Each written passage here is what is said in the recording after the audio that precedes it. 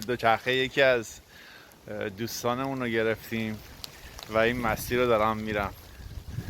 یعنی صاف شدم و حالا شانس بد من دوچرخه هم سایزش کوچیکه هم که لاستیکاش باد چندانی نداره. یکم استراحت کنیم و اون لوکیشن قشنگی که قراره ببرم بهتون نشون بدم و ببینید.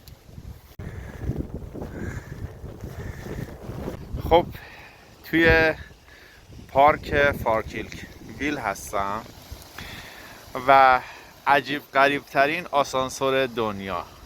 این آسانسور کشتی و قایق ها رو بالا پایین میکنه. ببینید اون طبقه بالایی که شما میبینید یک رودخونه دیگه است یا یک کانال دیگه است که کشتی ها از اونجا میان و توسط این آسانسور مکانیکی یا مکانیزه است میچرخه میاد پایین و کشتی یا قایق دیگه میاد از این کانال عبور میکنه و میره. و در دنیا فعلا این تنها آسانسوریه که وجود داره و کار میکنه، یا فکر میکنم مثلا تنها آسانسوری باشه که ساختن. یه چیز بول پیکر و یه سازه خیلی خاص خودشه دیگه. حالا بچرخه تا قشنگ ببینید چه اتفاقی میفته اینجا. اون قایق میاد پایین و این قایق میره بالا. یعنی ببین از ذره ذره خاک این کشور استفاده میکنن و در صنعت گردشگری و توریستشون افزایش میدن تا بتونن پول در بیارن. به راحتی توی اون کشتی رو پر آدم میکنن، میبره داخل این یه چیز ساده پلیه، میره اون کانال. حالا نمیخوام بگم ساده، به حال اینم تکنولوژی خاص خودشه. تو سال 2002 افتتاح شده و تا الان داره کار میکنه. چیز خاصی نمیگم که مثلا نیستش، اما به حال یک منبع درآمدزایی بسیار قوی و قدرتمندیه برای این شهر کوچیک. با گذشت قرنها اما هنوز انگلیس و هلند در صنعت کشتی سازی و کانال سازی در دنیا حرفای زیادی برای گفتن دارن.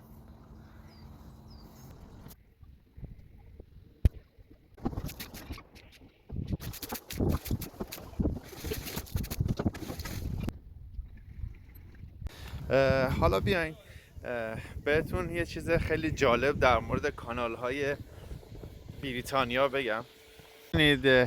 این کانال پایینیه خب، و تو اکثر بریتانیا، انگلیس، ولز، اسکاتلند از این جور چیزا شما زیاد میبینید.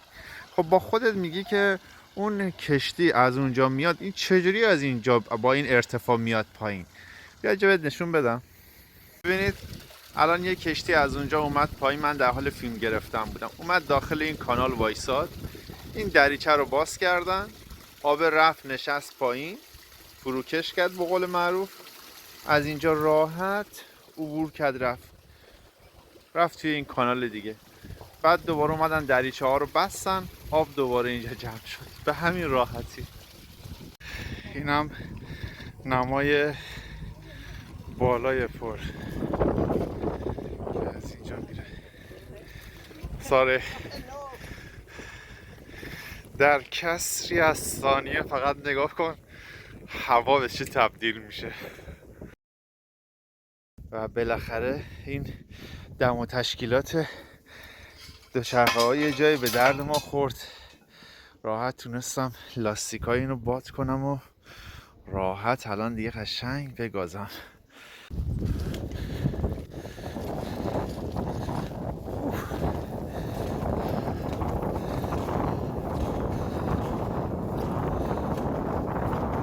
به به.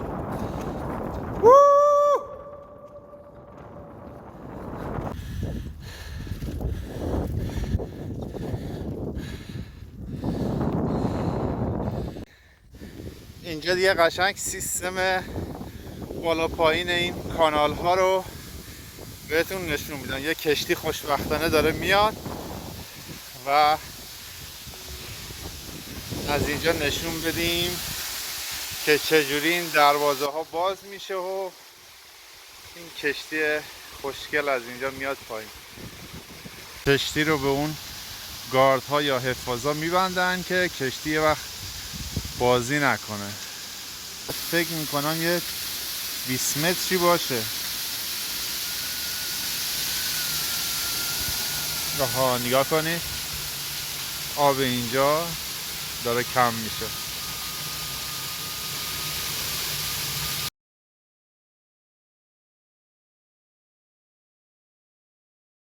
ببینید چقدر قشنگ آبی که از اونجا بود تخلیه شد به اینجا.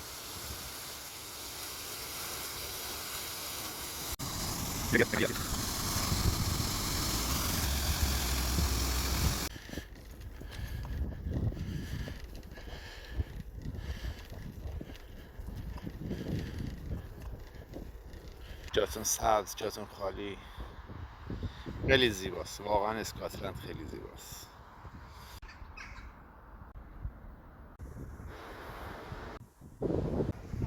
اسکاتلند رو یه جوری احساس میکنم هر وقت میام اینجا، اومدم مثلا رشت ایران، بین مثلا رشت و مازندران من احساس میکنم انگلیس و اسکاتلندن. یعنی انگلیس مثلا مازندرانه و اسکاتلند رشته.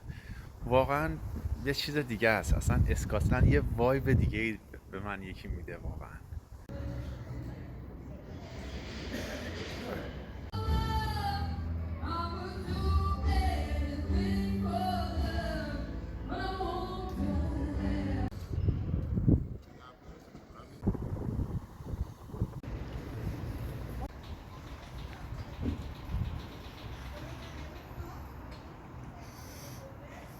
کلیسای جامع شهر فالکیرک.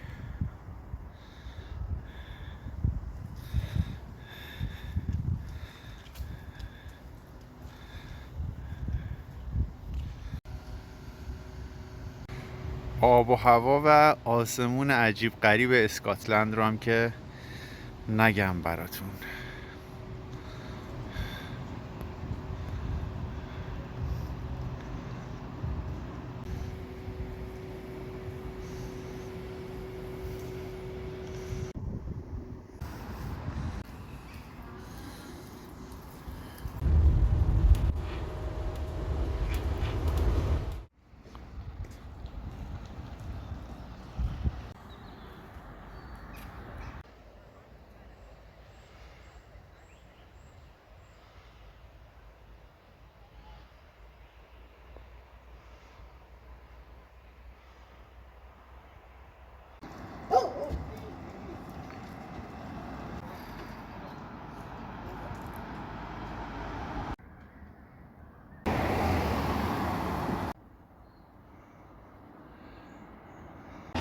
خداییش دیگه از این زیباتر مگه میشه؟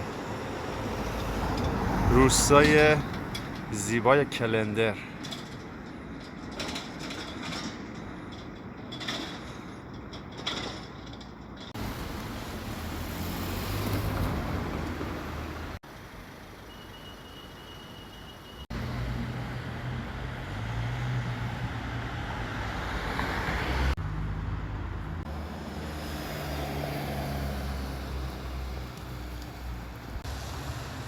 اینو نگاه کنید، یک دستگاه آب سرد کن که نیست دیگه، آب کلا. شما به اسکاتلندیا اگه بگین میخوام برم آب معدنی بخرم، مثل اونه که توهین بهشون کردیم، چون ادعاشون خیلی زیاده در مورد آبشون. میگن آب ما کاملا تصفیه شده است و بدون اینکه بخوای تو بری آب معدنی بگیری. شهر زیبای کلندر یا روستای کلندر به سمت منطقه زیبا و پارک ملی لخلمون. کوه ها رو میبینین از اینجا، روش دیگه برف نشسته.